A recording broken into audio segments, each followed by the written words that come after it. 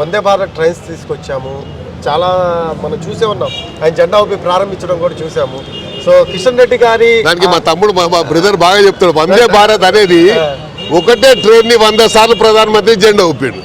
వందే భారత్ ఎప్పుడే కానీ ప్రధానమంత్రి లెవెల్లో ఒక మనిషి ఉంటే సింబాలిక్గా ఒక దగ్గర స్టార్ట్ చేస్తారు, ఒకటే దగ్గర. కానీ ఈ ప్రధానమంత్రి ఏం చేసిండు, గుజరాత్లో చేసిండు, మహారాష్ట్ర చేసిండు, యూపీలో చేసిండు, బీహార్లో చేసిండు, తెలంగాణలో చేసిండు, ఆంధ్రాలో చేసిండు. ఎక్కడ పోయినా అదే జెండా ఊపుకుంటూ కూర్చున్నాడు, లేదా వర్చువల్గా చేసిండు. సో అది అర్థం కాని పరిస్థితి ఏంటంటే ప్రధానమంత్రి లెవెల్ మనిషి ఒకే ట్రైన్కు 100 జెండాలు ఊపిండు. ఇదే ట్రైన్ ఆడికి పోయింది, అదే ట్రైన్ ఈడికి వచ్చింది. ఒకటే వందే భారత్ ఈడికైనా తెలంగాణకని మధ్యప్రదేశ్ తీసుకోండి, మధ్యప్రదేశ్ నుంచి యూపీ తీసుకుపోయాడు, యూపీ నుంచి బీహార్ తీసుకుపోయాడు. నువ్వు మరి అదేవిధంగా Mumbai to Gujarat bullet train పెట్టుకున్నావు.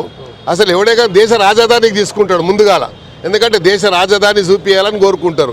ఆ బుల్లెట్ ట్రైన్ అనేది దేశ రాజధాని తీసుకోకుండా గుజరాత్కి పెట్టుకున్నావు అంటే అప్పుడే తెలిసిపోయింది నువ్వు పక్షపాత వైఖరి అని. కాబట్టే తెలంగాణ ప్రజలు, రాష్ట్ర ప్రజలు, దేశ ప్రజలు అన్నీ అర్థం చేసుకున్నారు. ఈ ఎన్నికలు అనేది ఒక హిస్టారికల్ ఎలక్షన్ అవుతుంది, హిస్టారికల్ రిజల్ట్ ఉంటుంది. కేంద్ర మంత్రిగా నేను తెలంగాణకి చేయాల్సిన న్యాయం చేశాను, ప్రతి అంశంలోనూ అండగా ఉన్నాను అని చెప్పి ఆయన చెప్తున్నారు. ఇందులో వాస్తవం లేదంటారా? ఒక్క జీరో ఏది కూడా ఆయన చేసింది జీరో డెవలప్మెంట్. ఆయన ప్రజలకు ఎక్కడ సంబంధం లేదు, చేసింది శూన్యము. ఏది చేయకుండా చేసిన అని చెప్పి అరిచేట్ల స్వర్గం చూపించేటువంటి ప్రయత్నం కిషన్ రెడ్డి చేస్తుండే తప్ప ఏం లేదు. కాబట్టి ప్రజలు అర్థం చేసుకుంటూ కిషన్ రెడ్డి గారు ఏం చేసిండ్రో ఒక వైట్ పేపర్ మరి రిలీజ్ చేయాలని మేము అడిగాం, శ్వేతపత్రం ఇవని చెప్పాం. అది చెప్పడు కానీ నేను అన్ని కోట్లు తెచ్చా, నిన్ను ఎక్కడ పెట్టావు, తెస్తే ఎక్కడ పెట్టావు చూపించండి. టూరిజం మంత్రిగా ఉన్నావు, టూరిజం చేయడానికి ఎన్నో ప్రాంతాలు ఉన్నాయి. మన గోల్కొండ కిలానే ఉంది, ఈరోజు మన గోల్కొండ కిలా ఉంది, చార్మినార్ ఉంది, లేకపోతే మనకు అక్కడ కాకతీయలో ఉన్నాడు వరంగల్ 1000 స్తంభాల గుడి ఉన్నది. ఎన్ని లేవు మన దగ్గర చెప్పుకోవడానికి, ఎన్ని ప్రాంతాలు లేవు. మరి ఇవన్నీ జలపాతాలు ఉన్నాయి ఎన్నో, అన్నీ చూపించుకోవాలి కదా టూరిజం డెవలప్ చేయడానికి. నిన్న నేను ఎక్కడో చూశాను, నల్గొండలో ఎక్కడో ఒక ముసలవ్వ కొండ ఎక్కడానికి ప్రయత్నం చేస్తే జలపాతం మీ టీవీలో చూశాను. ఒక పోలీస్ కానిస్టేబుల్ ఎత్తుకొని పోయిండు ఆమెని ఆ కొండపైకి. అటువంటి సిచ్యువేషన్ ఉంది. మరి ఏం చేసావు నువ్వు, అది చూడలేదా? మరి కిషన్ రెడ్డి గారు నేను రాత్రి 10ంటికి తిరిగి ఇంటికాడ పోయి టీవీ పెడితే ఆ అమ్మాయిని పోలీస్ కానిస్టేబుల్ బహుశా ఆయనకు రివార్డు కూడా దొరుకుతుండొచ్చు. ఆయన దగ్గర 4 కిలోమీటర్లు కొండెక్కాడు ఆమె తీసుకొని. సో ఇది చేసిన అని చెప్తారు. ఏం చేశారు? అలా దుర్భర పరిస్థితి ఉన్నది. టూరిజం ఆయన శాఖ గురించే మాట్లాడుతున్నాను. ఈ సంగతి డెవలప్మెంట్ అనేది ఆయన చేసింది ఏం లేదు. కాబట్టి డెఫినెట్గా తెలంగాణ ప్రజలు రియలైజ్ అయ్యారు, irrespective of any community. Danam Nagender సొంత గుటికి రావడం ఎలా అనిపిస్తుందంటే, గర్వాప్సి అనేది ఎవరికైనా ఇది ఉంటుంది కదా. మేము టూరిస్టులకే పోయొచ్చాను, సమస్యలు చూశాను, చాలా బుడదడుపులను ఎదుర్కొన్నాము.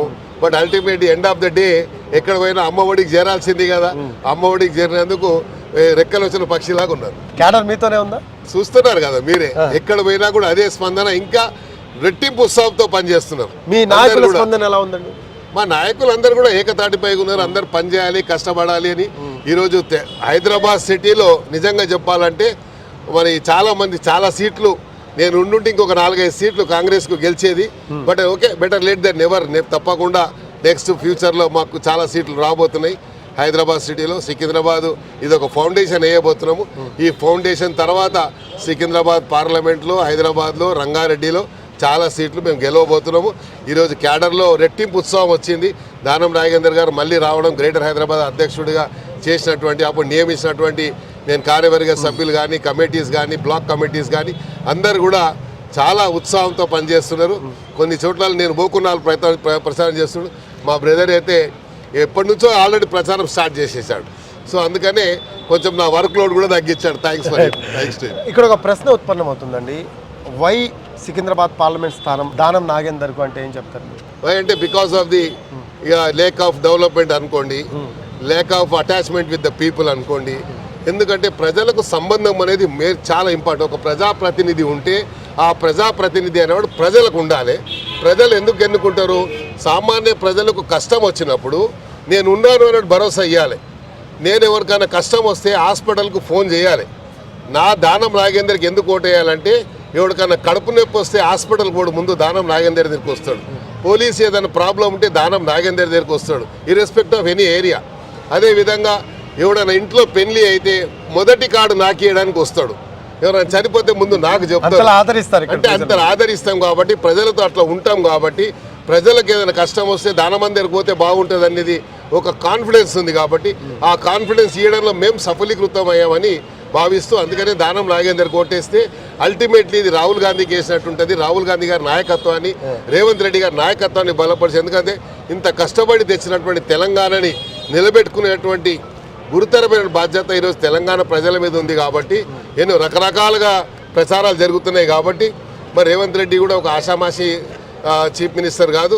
మరి కేసీఆర్ లాంటి వాళ్ళు 10 మందిని ఒక్కసారి నిలబెట్టి జవాబు ఇచ్చేటువంటి శక్తి ఉన్నటువంటి నాయకుడు రేవంత్ రెడ్డి గారు. ఏంటండి మీ కాన్ఫిడెంట్ ఏంటి? ఎందుకంటే బీఆర్ఎస్ ఎమ్మెల్యేలు 6 ఉన్నారు ఇక్కడ.